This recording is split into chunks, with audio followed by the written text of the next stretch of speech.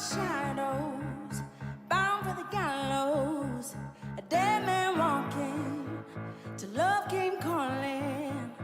Rise up, rise up, rise up, rise up. 6 feet under, I thought it was over.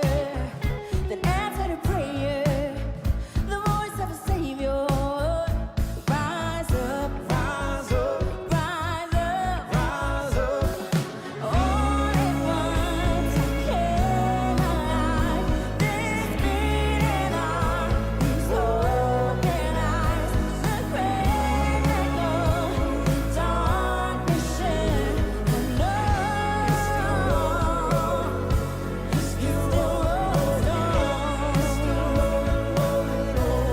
you still rolling stones. Now that you saved me, I sing 'cause you gave me a song of revival.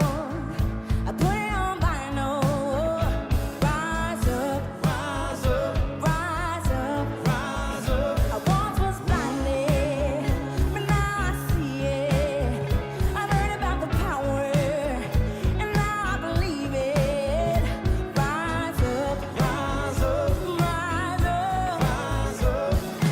All at once came alive, this beating heart, these open eyes, the great echo, the darkness shed, and love, you still rolling stones. I thought that I was too far gone for everything I'd done wrong.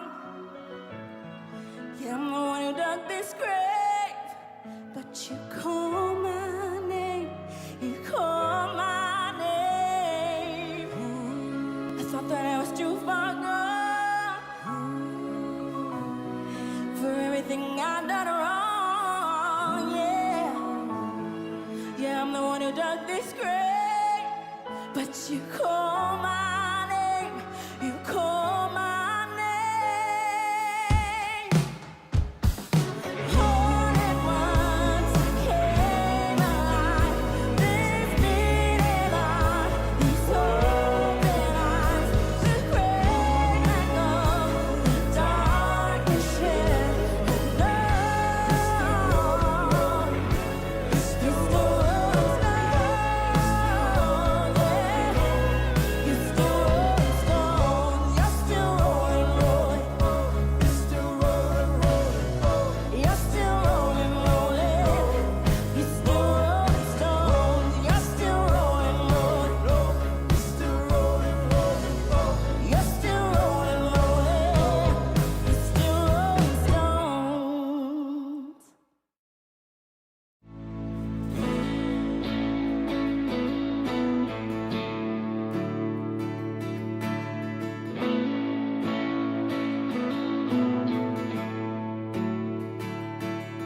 When darkness tries to roll over my bones, and sorrow comes to steal the joy I own, when brokenness and pain is all I know, I won't be shaken. No, I won't be shaken.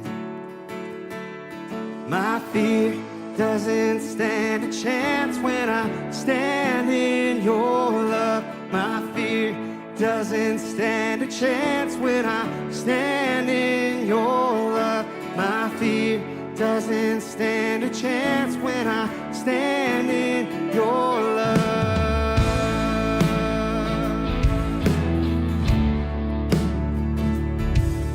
Shame no longer has a place to hide. I am not a captive to the lies. I'm not afraid to leave my past behind. I won't be shaken.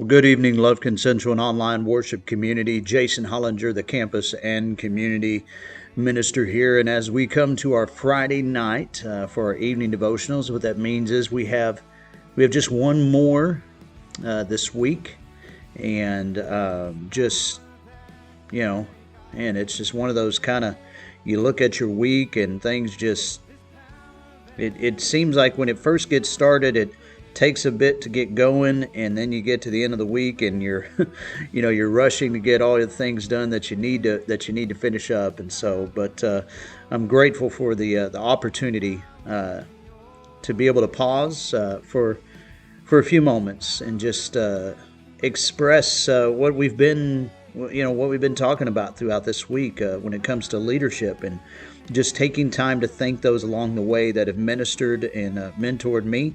And I know I'm not alone in that, because they've been a big help to so many others. Well, last night we took some time to give recognition to the wives along the way, and I mentioned that one specifically we're going to talk about tonight. We're going to talk about two, though, right? So, well, we've been talking about two, and if I'm not consistent, then come on. But anyways, so I'm thinking about two wives in particular, and if you watched last night, you already know one of them that I'm talking about. But I also want to give recognition to the wife of my best friend, to Courtney. Courtney has, boy, I know when Jason. when he shared with her his vision that he had for Street Ministries 2540, and this vision, it was like, let's do it. Was there some unknowns out there? Well, yeah, of course there were. There were some things you're not exactly sure how it's all gonna work out, and could they use more help, financial support, just being honest with you, for it to work out? Yes. And I invite you to pray about becoming a partner, or what I hear a lot lately, a patron that walks alongside to support the ministry that is taking place there in Rockdale, and is also taking place here in Lufkin. And so I think about the support that Courtney has given to Jason, and she's been there with us when we've been at Red River for running the booth there, and just raising support for the ministry and raising awareness for it, for the United Voice Worship Conference. When we've been there for that. We'll actually be there again in a few weeks. She won't be able to be there for it for this time, but one who will be there for it, that pray for her. She'll be right there with us with the Jason and Jason show of the Street Ministries team. My wife, Sarah, just the support that she has been to me over 20 years in ministry in different capacities, whether it's working in children's homes, whether it's working in youth ministry, preaching ministry, now campus and community ministry, and just the encouragement that she has been to me along the way, and to so many others, and just I tell a lot of people she's my conscience, and that she helps keep me on track. Those that know me know I have a past with certain things that I have to kind of be very careful with, whether it comes to certain things like alcohol, whatever it is, and so I can't mess around with stuff like that. And she helps to keep me grounded, helps to keep me stable in that, and supports me along the way. I remember years ago in youth ministry, when I was just go doing everything. I remember one day she looked at me and said, "I'm going to be in charge of this." And it was okay. It was not up for debate. And I was grateful. I was grateful for that. And she has been right there every step of the way. And so I am grateful. I'm grateful for all the help that that she has given me, inspired me, and heard me vent a little bit over the years. And as I'm sure Courtney has heard Jason vent over the years a little bit as well. And so, to our wives, we say thank you.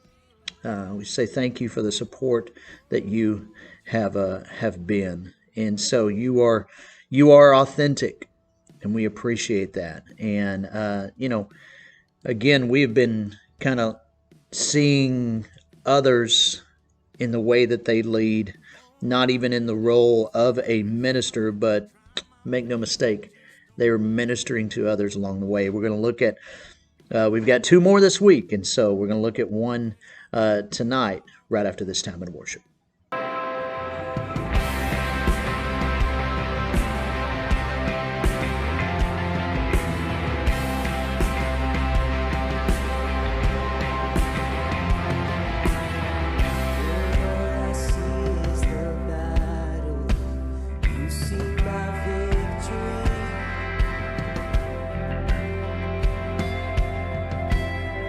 When all I see is a mountain, you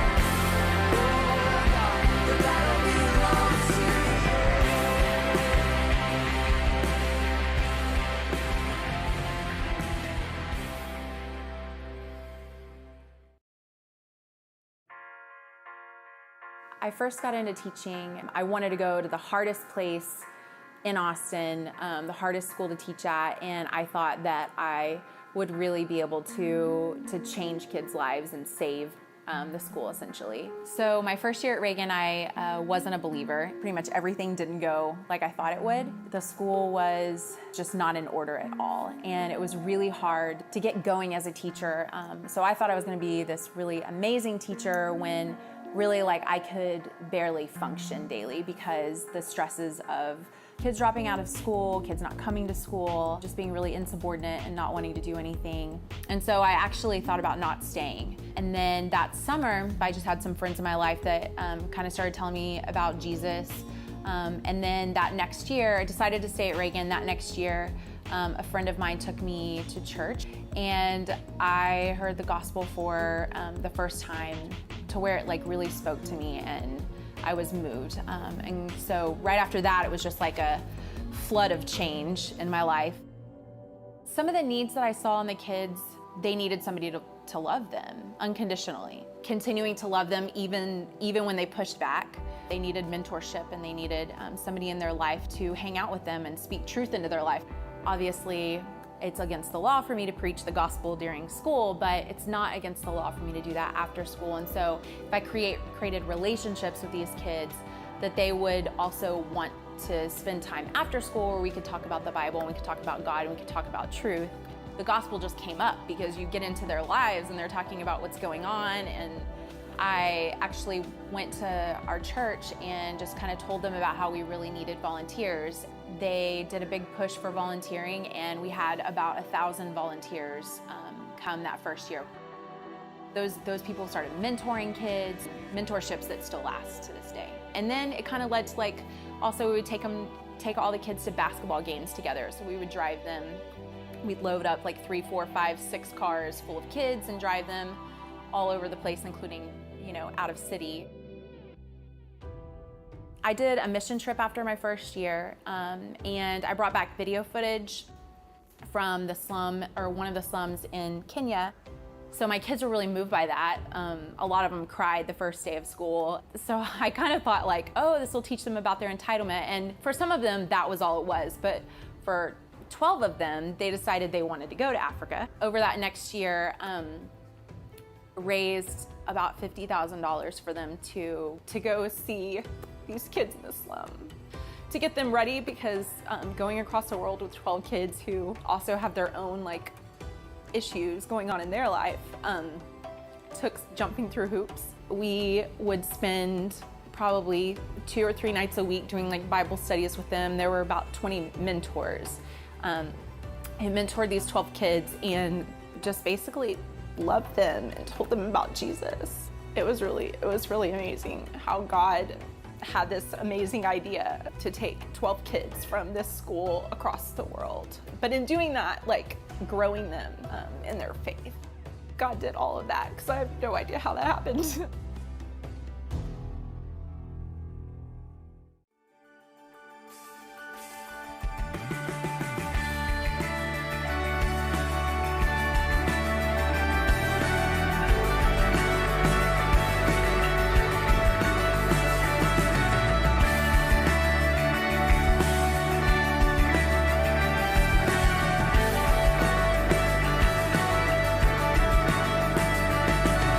coming on.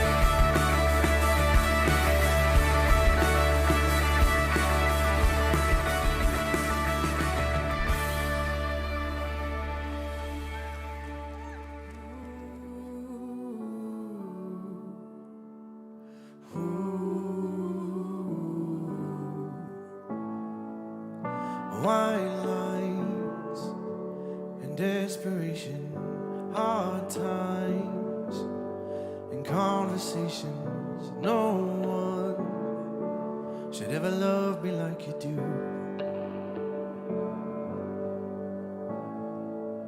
Sometimes my bad decisions define my false suspicions that no one should ever love me like you do.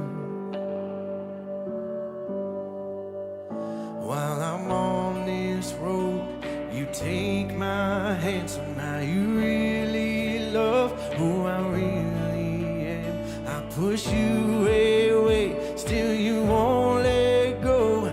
You grow your roses on my barren soul. To be loved by you, to be loved by you, to be loved by you.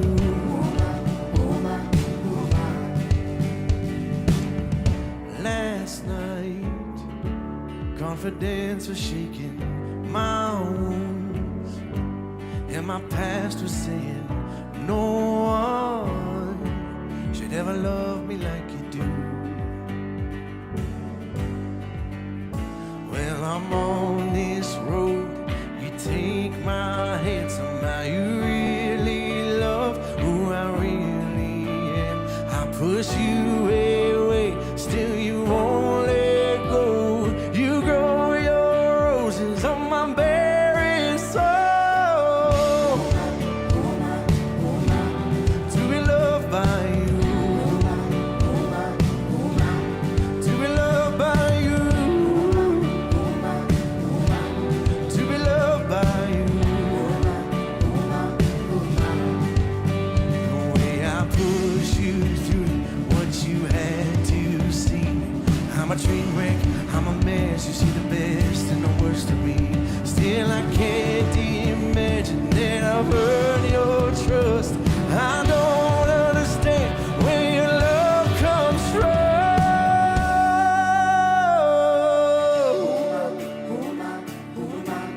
To be loved by you,